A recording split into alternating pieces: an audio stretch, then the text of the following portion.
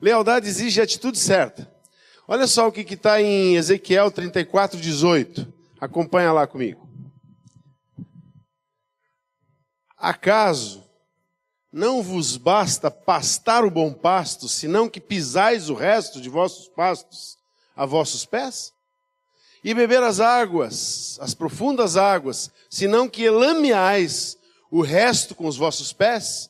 E quanto às minhas ovelhas, elas pastam o que foi pisado com os vossos pés, e bebem o que tem sido turvado com os vossos pés.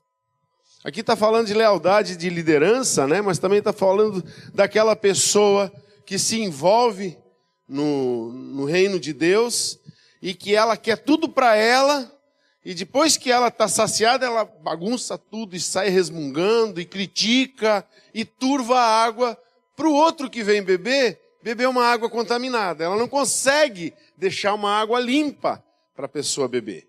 Deus está irado com essas pessoas. Deus está revoltado. Ele está dizendo, escuta, vocês ficam aí sujando, destruindo o pasto das minhas ovelhas. Ficam aí sujando a água que elas bebem.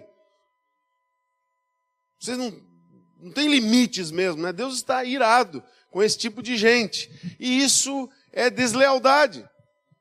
Porque a gente tem que ser leal. Eu venho, me alimento da igreja, nasci de novo, vim cheio de pecado, meu casamento arrebentado, desempregado. Aí a minha vida começa a melhorar, eu começo a criticar a liderança da igreja, porque tinha que fazer desse jeito, porque eu não gosto que faz assim.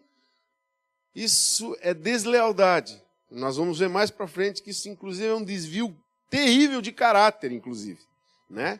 Então, desleal, aquela pessoa que critica tudo que está sendo feito. Engraçado, estou falando aqui da pessoa que critica, mas que não vai conversar com quem tem que ser conversado. Veja bem, se alguém vem e diz assim, Haroldo, quero fazer uma crítica à sua pregação de domingo. Está falando para mim. Glória a Deus, irmão, você tem toda a liberdade. Agora, o que você não pode é falar para os outros irmãos, criticando o que eu fiz no domingo, sem eu saber. Né? Então, é isso que é turvar a água. É beber da água, está todo satisfeito, mas depois suja a água para os outros que se danem. Sabe, é só para mim. É um egoísmo, isso é deslealdade. Existem atitudes que levam à deslealdade, uma delas é essa. Observe esse tipo de pessoa e corrija ela. Chega junto dela e diz, olha, irmão, desculpa, mas eu acho que a tua atitude não é correta. O que você está falando do teu líder, do grupo, ou o nosso supervisor, você está dizendo isso, cuidado, você está sendo desleal. E lembrem de uma coisa, lealdade é uma semente, deslealdade também é uma semente. Né? 2, Deus, eu já tinha falado antes, está irritado com pessoas que usufruem e depois desfazem. 3, confusão vem sempre por uma pessoa má que bebeu da água e depois a contaminou. Quanta gente falando mal da igreja? Esqueceram já o que Deus fez por elas. Esqueceram que a igreja que o acolheu, de repente ele já está superior à igreja. A igreja não serve. Olha outro detalhe. Cuidado com vereditos feitos, ignorando os fatos, irmão. Alguém vem e fala, né? Chega lá, olha, irmão Salésio, aí o Salésio não está entendendo bem, mas ele diz assim, realmente, né? O que está acontecendo? Mas ele não ouviu o outro lado. Irmão, nunca tome uma decisão na sua vida sem ouvir os dois lados. Sem ouvir os dois lados.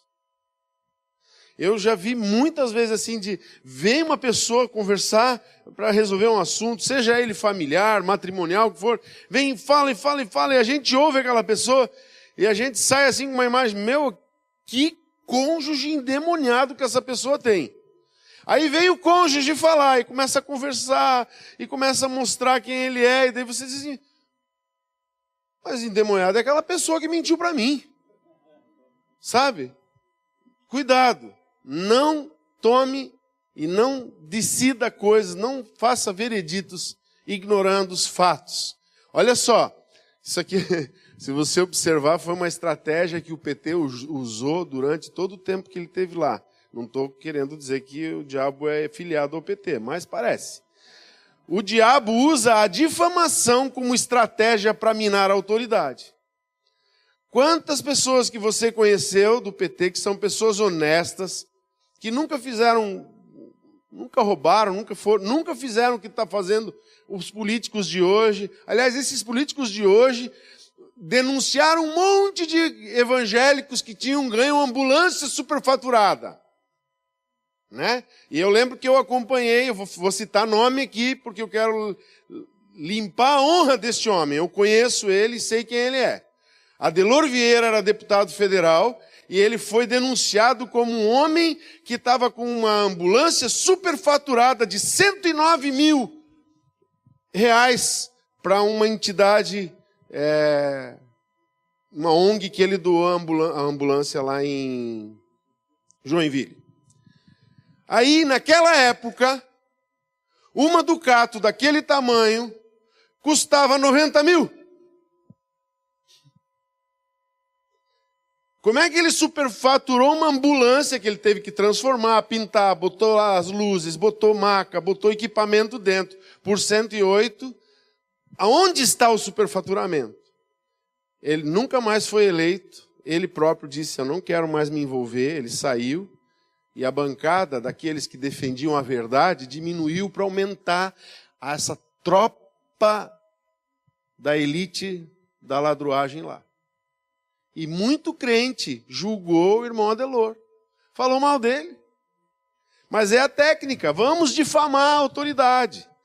Essa técnica é usada na igreja, começa a falar mal do líder. Mas daqui a pouco o líder diz, pastor, não dá para eu continuar aqui. Talvez alguns aqui até já viveram isso na sua vida. Aquela coisa que vai desconstruindo algo até que você não tem base para ficar mais ali. E isso é o diabo que faz. Nossa meta é ganhar e cuidar bem. Então não é desfazer, nem destruir a moral, nem a autoridade de ninguém. Pelo contrário, se alguém está deficiente, o nosso objetivo é ajudá-lo a construir-se.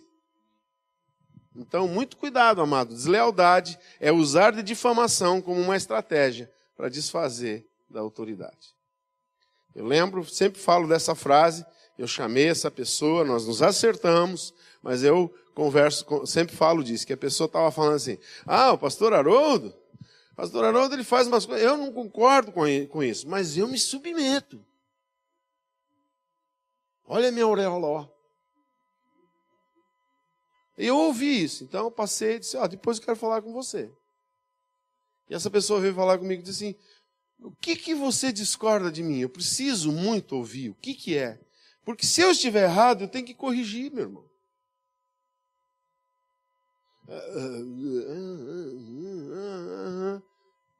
Como é que é o nome do espírito? Não é só manipulação, é dissimulação. Aí o espírito do dissimulado tomou posse da pessoa, ela dissimulou e ficou naquele jeito. Só que, infelizmente, isso é deslealdade. Porque como é que você pode falar que você discorda de alguma coisa de uma liderança e quando a liderança pergunta e diz, então vamos acertar. O que eu estou fazendo de errado? Aí ele não tem palavras para falar. Isso é só uma coisa, deslealdade. Você tem que cuidar. Olha só, Jezabel e Nabote. Quem já leu essa história na Bíblia? De repente aquele Acabe, que demorou até, eu acho que o nome dele era Deus já deu, Acabe, mas ele não acabava, ele ficou teimando e destruindo Israel. Né? Demorou para acabar aquela coisa. Mas ele olhou uma vinha de um senhor e a vinha, ele tratava aquela vinha com carinho e ele achou a vinha bonita. Ele não queria a vinha. Ele nem estava com vontade da vinha, ele estava com... E o invejoso é assim, muitas vezes o invejoso não quer aquilo que você tem, ele só quer que você não tenha o que você tem. Aí ele queria, porque ele queria fazer uma horta. Eu falei lá, quanto você quer? O cara disse, não vendo, isso aqui eu ganhei do meu pai, do meu avô. E eu amo essa vinha. Então a mulher dele, a Jezabel, foi lá nos anciãos da cidade e fez uma denúncia, contratou pessoas para denunciarem ele. Nabote morreu apedrejado e ela comprou a vinha. A mesma história se repetiu um dia. Um tal de Sinédrio, um bando de hipócritas, contratou Judas e disse, vai lá depor falsamente contra esse Jesus aí que nós queremos matá-lo. E Judas se vendeu por algumas moedas de prata, que depois ele usou para comprar um campo, para poder se enforcar no que era dele. Pelo menos ele tinha um lugar onde cair morto, né? Alguns não têm. 7, lealdade não cria nem participa de facções. Quem é leal não divide, quem é leal não fica criando confusão. Quem é leal, ele tem a palavra da reconciliação. Quando ele ouve que está havendo uma intriga, ele começa a se doer, começa a doer nele. Eu não sou uma pessoa assim, nossa, que modelo. Mas eu lembro de uma vez que aconteceu uma divisão, e de um lado, pessoas que eu amava estavam vivendo uma nova experiência, e eu creio que era de Deus. E do outro lado, pessoas que ficaram do outro lado, ficaram tão, assim, machucadas, e eu acho que foi feito de uma forma, talvez não acertaram como fizeram, mas daí amaldiçoavam aqueles outros. E eu fiquei doente. Eu fiquei doente porque eu amava os que saíram e amava os que ficaram. E eu não conseguia reconciliar. Tiveram que ir na minha casa orar por nós. E abençoar a gente. Para que a gente fosse curado. Porque doía muito ouvir o que se ouvia. O tipo de coisa que se falava de pessoas que eu amava. Eu dizia, eu não posso aceitar isso. Eles não são o que vocês estão dizendo. E vou dizer mais para você. De todos os que exageraram nas falácias, todos caíram.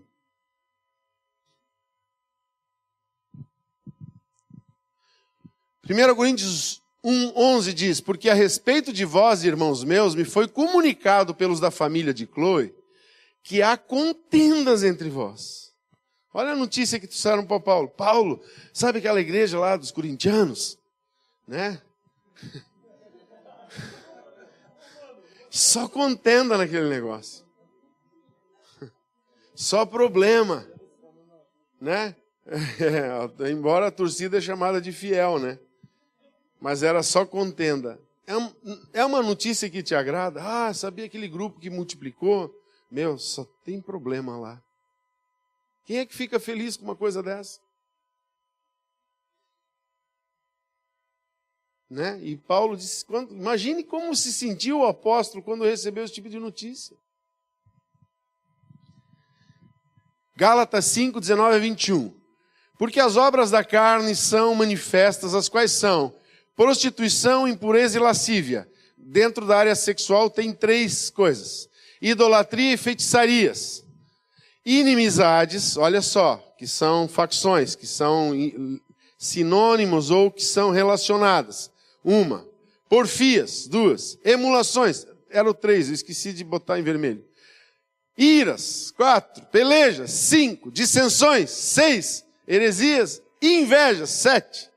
Homicídios, bebedices, glutonarias e coisas semelhantes a estas, acerca das quais vos declaro, como já antes vos disse, olha, presta atenção.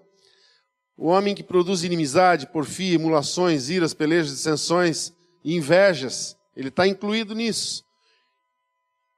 Como já disse antes para vocês, os que cometem tais coisas não herdarão o reino de Deus. O brother cantava, né? 6 coisas aborrecem ao Senhor, a 7ª abomina sua alma. Quem era da época do Cats Barné vai lembrar. Né? A 7ª coisa, Deus abomina. E o que é a 7ª coisa? Aquele que gera contenda entre irmãos. Vamos para frente. Vai para lá. Desligou? Parou? O que houve? Aí. 8. Orgulho, raiz da deslealdade.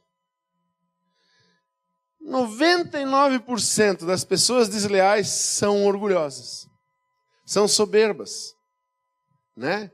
Em Números 16, 1-12, depois o 28-33, quem pode abrir comigo lá? Eu quero ler esse texto com você. Números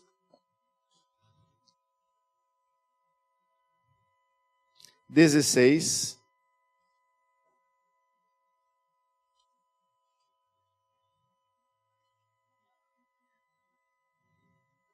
Coré, filho de Gizar, filho de Icoate, filho de Levi, tomou consigo a Datã e Abirão, filhos de Eliabe e Aom, filho de Pelete, filhos de Ruben. Levantaram-se perante Moisés com 250 homens dos filhos de Israel, príncipes da congregação. Olha, não era gente, juntaram um monte de sem terra, não, juntaram príncipes.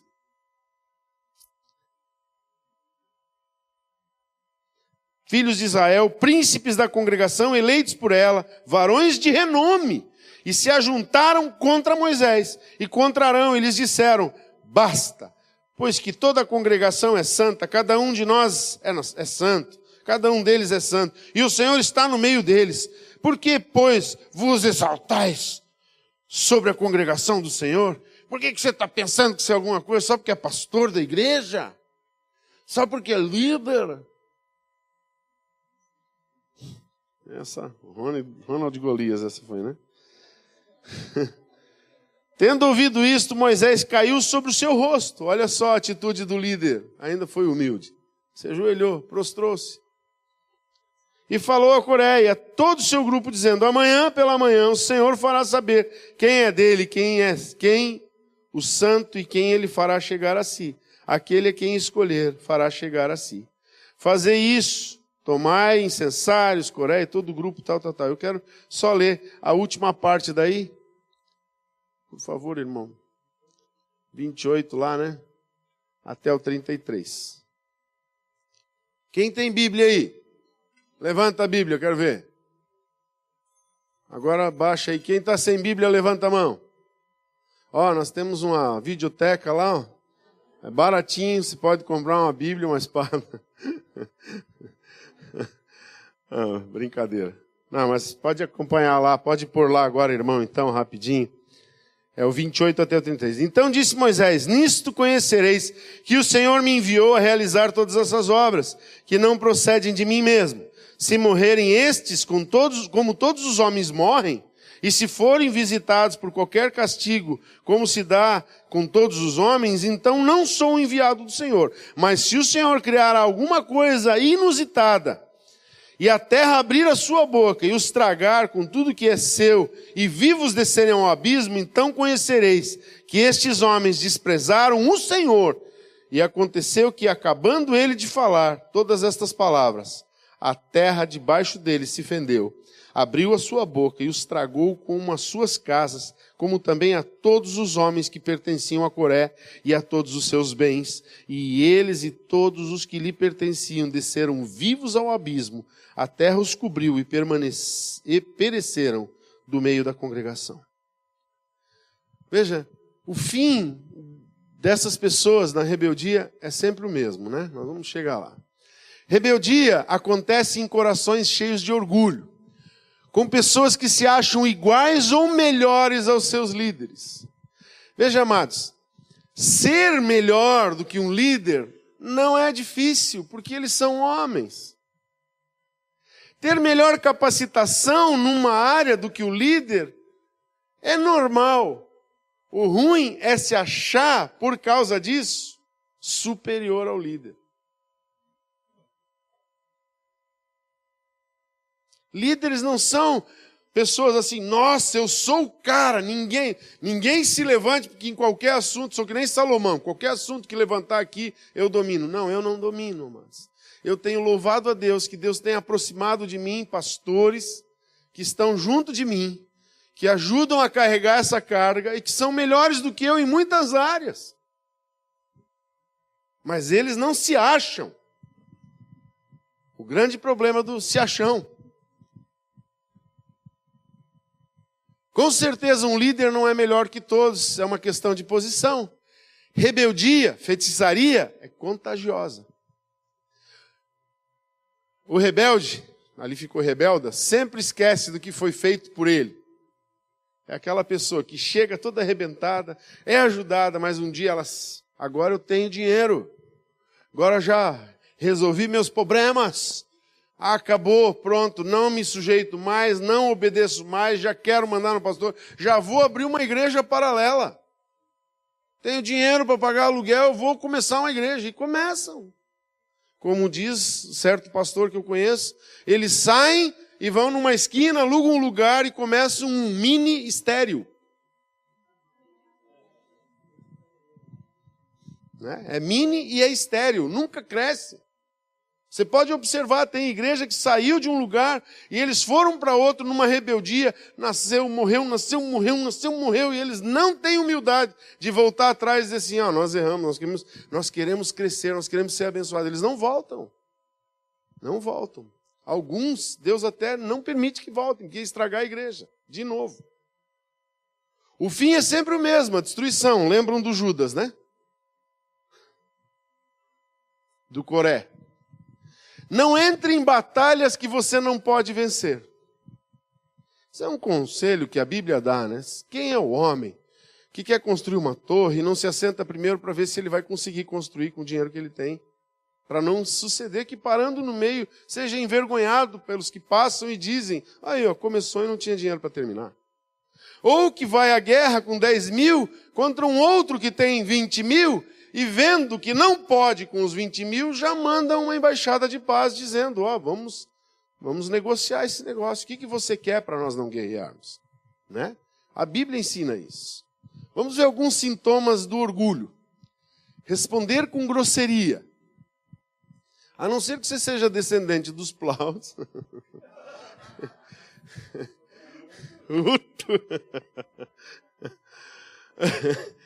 Descortesia em geral. Sabe, um dia eu estava percebendo que eu era orgulhoso. Eu vou me expor aqui.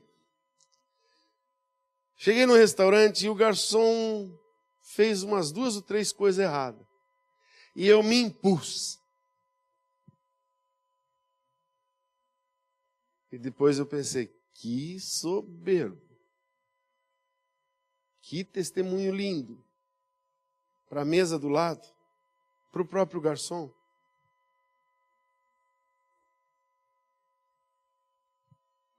Recusar-se a ir quando é chamado.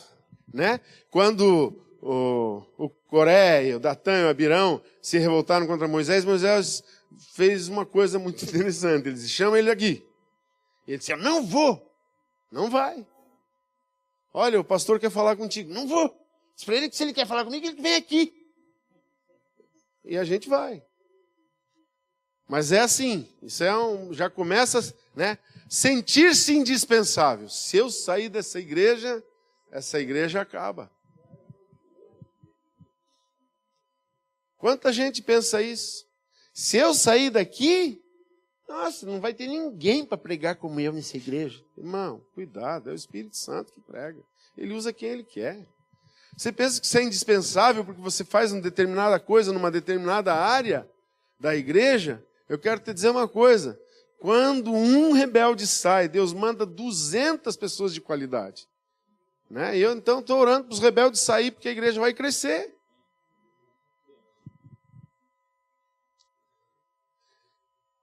Ironizar a liderança. O pastor pregou e estava falando da arca e falou Moisés. Meu, que falta de conhecimento bíblico. Você viu o erro do pastor? Eu já vi pregadores de renome trocar o nome na mensagem. Né? Tem até aquela história, né, do Eliseu era um homem baixinho, queria ver Jesus, e o pastor atrás dizia, é Zaqueu, e ele não escutava o pregador. Aí Eliseu queria ver Jesus, não podia, ele subiu numa árvore, num sicômoro, e o pastor, é Zaqueu, e ele disse, Eliseu estava lá em cima da árvore, e Jesus chegou embaixo, olhou para cima, e disse Eliseu, daí o pastor não aguentou, falou bem alto, é Zaqueu. Ele disse, Eliseu, desce daí que é o lugar do Zaqueu.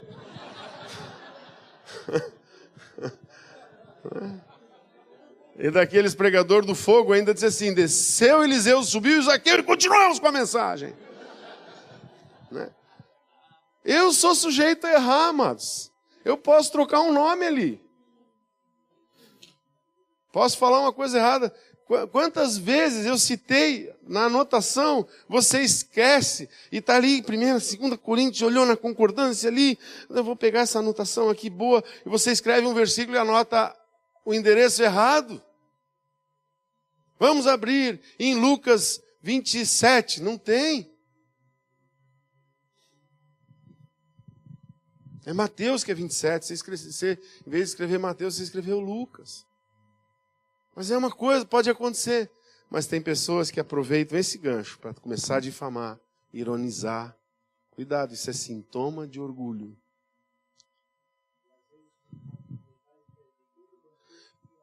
Por causa de prestar atenção no erro, perde o churrasco que está sendo servido. Nossa, escreveram churrasco com SCH. Irmão, se era uma boa de uma picanha, come a picanha e não reclama de como escreveram. Críticas constantes. Volto a dizer, eu não sou contra alguém crítico. Eu acho que o espírito crítico tem que existir na igreja. Porque muitas vezes o espírito crítico, num bom sentido, é um espírito profético que chama uma responsabilidade. E a igreja precisa disso. Eu não sou contra uma pessoa que tem algo para me corrigir ou para dizer, eu não entendi o que o senhor quis dizer naquele. Vem conversar comigo. Agora, a crítica fora, num ambiente, para os outros, é deslealdade. E é um grande sintoma. Estar atento e conhecer e agir humildemente sobre o assunto é de Deus. É maravilhoso. Irmão, você vai saber muita coisa e alguém de nós pode errar. Pode. A tua reação com relação ao nosso erro ou ao erro de uma liderança vai mostrar se você é orgulhoso ou não. Aliás, às vezes Deus permite que alguém erre à nossa volta para ver como vamos reagir. Eu lembro de um livro do Kenneth Hagin, não me lembro se foi no Crescendo Espiritualmente. Recomendo esse autor, tá? Tem igrejas que dizem que ele é herege, que não sei o quê. Transformou a minha vida ler os livros dele. Amo demais. Cada palavra que esse homem pregou e ensinou. Leia o livro e depois veja o que os críticos soberbos estão falando a respeito dele. Mas ele estava num culto e o irmão estava pregando e ele começou a ver erros na pregação daquele irmão. E ele foi vendo aqueles erros e de repente ele falou com a esposa dele e depois ele começou a falar com Jesus, Senhor Jesus, eu não estou suportando mais. Essa pessoa está errando muito. Aí o Senhor falou com ele, você pode suportar? Você está entendendo? Você sabe? Está te firmando na minha verdade? Está? Então fica aí e ouve. E bem no final da mensagem, aquele irmão falou algo que mudou um sentido que ele tinha, que ele não estava compreendendo. Veio uma revelação para ele. Deus usando uma pessoa que não sabia como ele, mas usou a pessoa. Então, até quando uma pessoa está errada, se você tem certeza disso, você pode crescer com isso. Porque o erro de alguém pode estar confirmando você no certo. Lógico que se você for uma pessoa leal, você vai chegar naquela pessoa depois da pregação e dizer assim, irmão, quando você falou tal coisa, posso conversar com você? Humildemente, eu preciso te dizer alguma coisa. Para nós, líderes, às vezes é difícil, porque a gente tem que chegar na pessoa que fez, porque a gente quer que ela cresça. Então eu não vou deixar ela no erro. Lealdade é ir lá falar com ela. Né? Olha só, lealdade, nono, é parte integrante do caráter. Pessoas de caráter formam uma cultura. Lealdade é como um fechamento. Ali faltou um H, tá, irmão? Fechamento hermético. Isso, obrigado, irmã. Julinha do meu coração. Você é uma benção. Né? É um fechamento hermético. Você sabe o que é um fechamento hermético, né? Alguma coisa, você já viu aquele... Às vezes você não consegue abrir o pepino, né? Aí você tem que pegar a faquinha, aí tirou o hermético. Aquela pressão que gerou a trava, ela impede de impurezas entrarem naquela conserva. Quando a gente tem uma cultura de lealdade na igreja, nos grupos, de fidelidade um ao outro, a gente cria um fechamento hermético. Não é qualquer pessoa que consegue contaminar a nossa unidade. A nossa lealdade uns para com os outros imuniza a gente do diabo semear discórdias e contendas no nosso meio. Então nós devemos de lutar por essa cultura de lealdade. Jeroboão rebelou-se. Primeiro...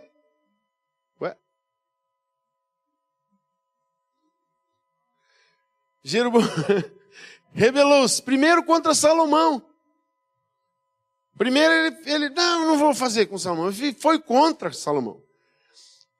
Deus tinha escolhido ele. Ele era o nome dele antes de ser Jeroboão era Zé Ninguém. Ele não era nada. E Deus deu para ele. Disse, olha, por causa do erro de Salomão, porque Salomão aceitou se contaminar com as mulheres e coisas, eu já tinha falado para Davi, eu só vou manter até o fim de Salomão e o reino vai ser dividido. Deus tinha um plano. Mas aí Deus escolheu ele. Mas no momento em que ele foi escolhido de Deus, a soberba entrou nele, ele já foi contra o Salomão. E já foi contra o Georão. E no final, ele já foi contra Deus. Ninguém vem para Jerusalém, agora eu já vou criar um monte de cidade aqui para adorar a Deus, para ninguém nem ir atrás desse Deus de Judá. E de repente ele já estava contaminado contra Deus. Cuidado, você já observou isso? Você já deve ter assistido alguém viver isso. Primeiro ela se rebela contra o líder do grupo, contra uma pessoa da igreja. Daqui a pouco ela já está falando mal da igreja inteira. E daqui a pouco ela está falando mal de Deus e está lá no mundo, no meio do pecado, e fala mal de todo mundo. Está indo para o inferno orgulhosamente. Eu sei. Vai queimar no inferno e não tem a humildade de se arrepender. Né? Deus o levantou quando não era nada. Está lá, em 1 Reis, você pode depois ver essas coisas. Vale a pena gerarmos na igreja uma cultura de lealdade. E o último, 10. Familiaridade. Eu não preciso usar isso aqui. Quando eu penso em apertar, já mudou. É melhor não usar. Familiaridade pode produzir deslealdade. Não estou dizendo que produz, estou dizendo que pode. Familiaridade e intimidade pode significar liberdade e informalidade maior do que o aceitável. Eu lembro que tinha na igreja alguns irmãos que começaram a ser discípulos de almoço do pastor Alberto. Alguns deles eram leais, estão até hoje aqui. Mas alguns deles eram tão soberbos que a gente, como pastor, era abaixo deles. Era o pastor Alberto, o grupinho do almoço, o pastor Haroldo, o pastor Jaci e os outros pastores. Eles agiam assim, chegavam na igreja como, nossa, nós somos assim com homem. Amados, é só ver a história desses caras. É uma ruína só. A intimidade mal compreendida gera perda de respeito. Ah, eu sou amigo do pastor Haroldo, então o pastor Levi, nem isso, eu sou do pastor Haroldo. Irmão, se você está pensando assim, cuidado, você está a 1 de cair para o abismo. Desrespeito não é bom. E às vezes a gente tem uma intimidade tão grande, eu sou amigo do pastor. Aí porque eu sou amigo do pastor, eu cumprimento o pastor, eu já não respeito mais o pastor dos jovens, porque eu sou jovem, mas eu e o pastor, nossa, já fui na casa do pastor. E daí que você foi na minha casa, irmão? Eu amo pessoas que tem aqui hoje, eu não vou citar nomes, vontade até é, de pessoas que estão comigo há muitos anos, desde quando eu não era pastor. Desde quando nós começamos a ensinar numa salinha, e eu tive uma ideia de dizer assim, desde aquela época, eu sempre pensava assim, todo dia a gente falava um assunto, mas aquilo, eu via assim, não, a gente precisa dar crescimento para essas pessoas. Elas precisam ter uma base. Então eu propus, assim, olha, eu conheço um pastor que ele tem um mapa, o plano divino através dos séculos. Tinha 9 metros de comprimento por 3 de altura. Nós penduramos em 3 paredes daquela sala. Ela ia assim, aí fazia assim, depois fazia assim. E as pessoas sentavam assim em volta daquele mapa e tinham que ficar assim torcendo para ver. E eu ficava em pé no meio.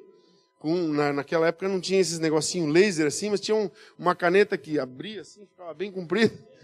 E eu ficava, então aqui, ficava explicando. Aquilo gerou crescimento. Tem gente que é leal, está com a gente aqui, até hoje, desde aquela época. E olha que nós passamos por dificuldades diversas. Eles permaneceram fiel. Essas pessoas me alegram. Mas teve pessoas que foram muito mais íntimas, ou se fizeram mais íntimas do que essas pessoas. E passaram. E foram embora. Olha um exemplo que eu quero dar para você. Isso daqui serve para nós aqui, amados. Vamos aprender um pouquinho hoje aqui antes de nós terminarmos essa. Pastores visitantes são sempre vistos como heróis. Nossa, que palavra esse pastor. Meu, esse é do fogo. Ele começa a comparar aquele pastor visitante com os pastores da igreja. Né? Nossa, esse cara, uau! Né? Anda com ele uma semana. Você vai ver que mano, você não conhece ele, você não anda com ele. Com a gente você anda, você conhece os meus defeitos, você sabe como eu penso, você sabe quem eu sou, você sabe onde eu moro, você sabe quem é a minha mulher. Por isso que você ora tanto por ela.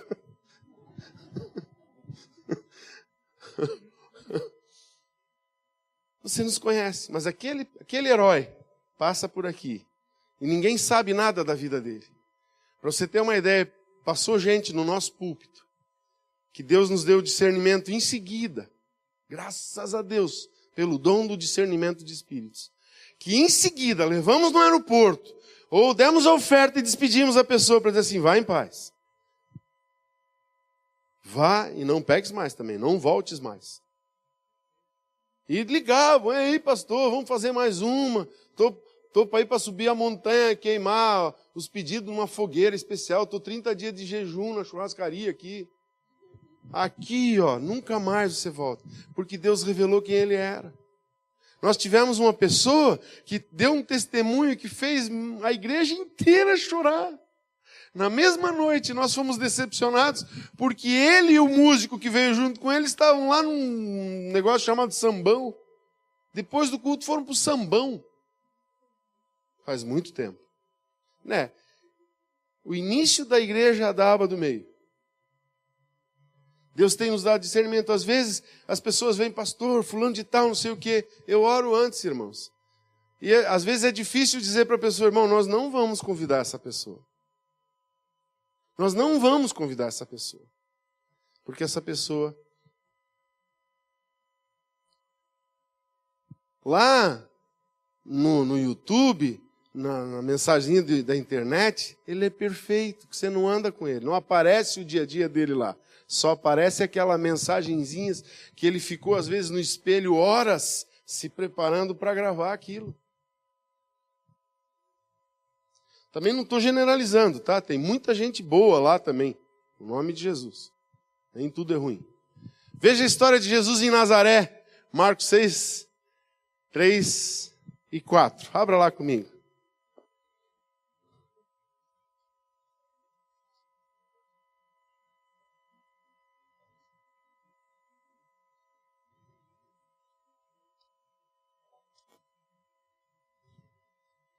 Olha o que disseram, vou ler desde o começo. 6:1. Tendo Jesus partido dali para a sua terra, e os seus discípulos o acompanharam. Chegando o sábado, passou a ensinar na sinagoga, e muitos ouvindo-o se maravilhavam, dizendo, de onde vem a estas coisas? Que sabedoria é esta que lhe foi dada? E como se fazem tais maravilhas por suas mãos? Mas daí um grupo diz, não é este o carpinteiro, filho da Maria? Irmão do Tiago, do José, do Judas e do Simão? E não vivem aqui entre nós aquelas irmãs dele? E escandalizavam-se dele. Jesus, porém, lhes disse, não há profeta sem honra, senão na sua própria terra, entre os seus parentes e na sua casa. Por isso que eu digo, às vezes, a intimidade demais, o parentesco íntimo demais, pode gerar deslealdade. Arão e Miriam, em Números 12, 1-11, conta a história. Eles chegaram para Moisés, você foi trazer essa mulher estranha, essa cosita para cá? Não tomaste mulher dos filhos de Israel? Moisés disse, mas e você acha que só Deus só fala através de você? Deus não tem falado também através de nós?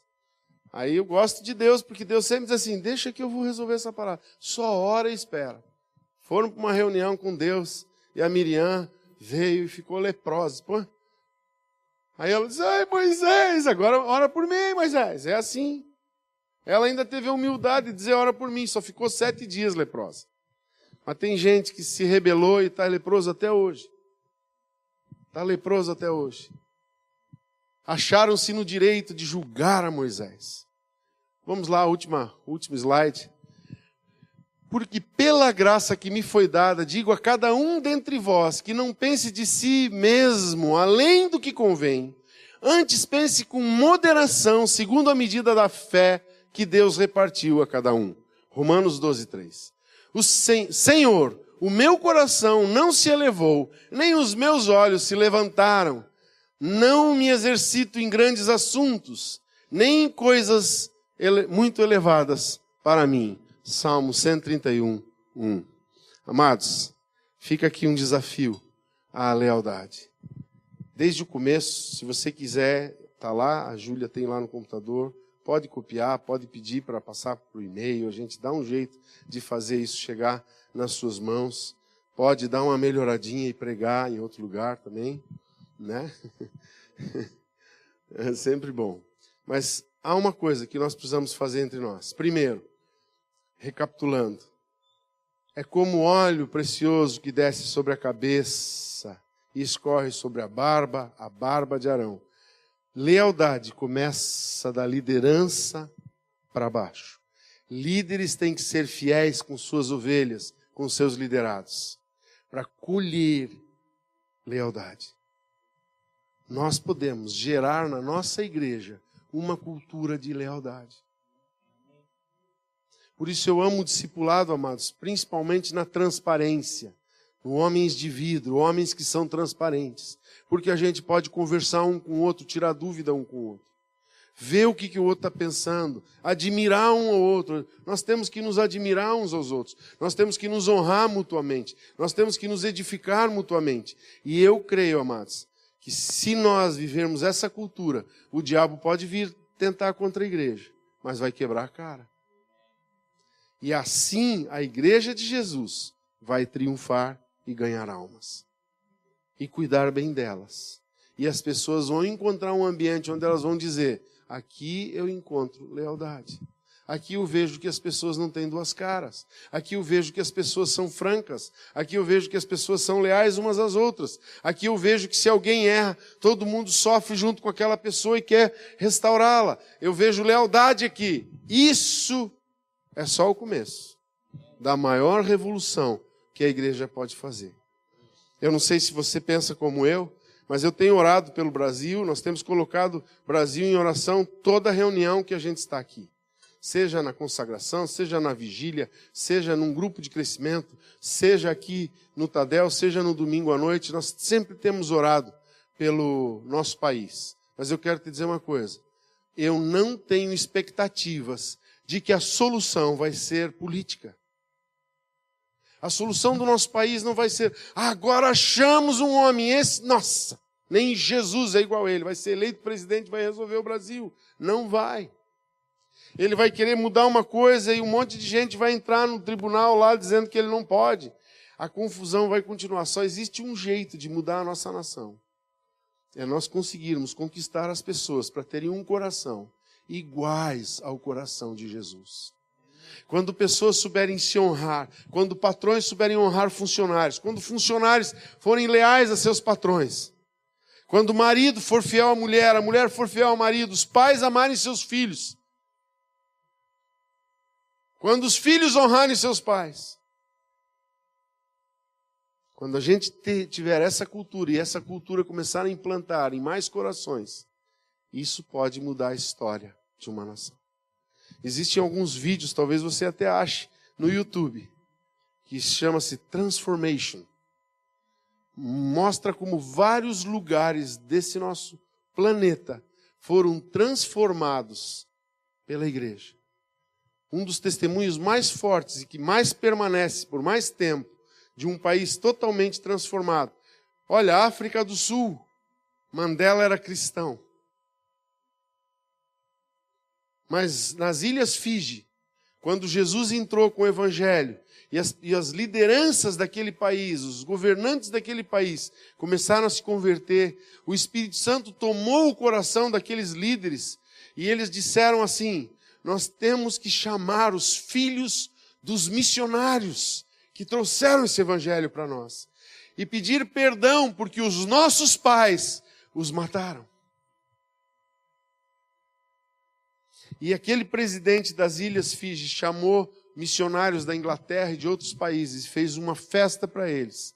E no meio daquela festa, ele, como presidente da nação, se levantou e disse: nós queremos pedir perdão a vocês, porque os pais de vocês vieram pregar o amor de Deus para nós, e os nossos pais tribais mataram muitos deles.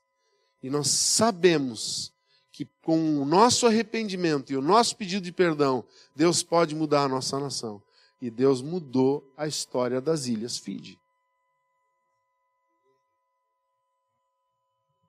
Eu creio, amados, Blumenau vai ser conhecida pela cidade onde as pessoas se honram, pela cidade onde as igrejas se unem, pela cidade onde os pastores são um, pela cidade onde ovelhas, cada uma conhece o seu redil.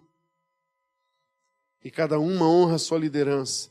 Que não falamos mal uns dos outros, mas nos edificamos uns aos outros.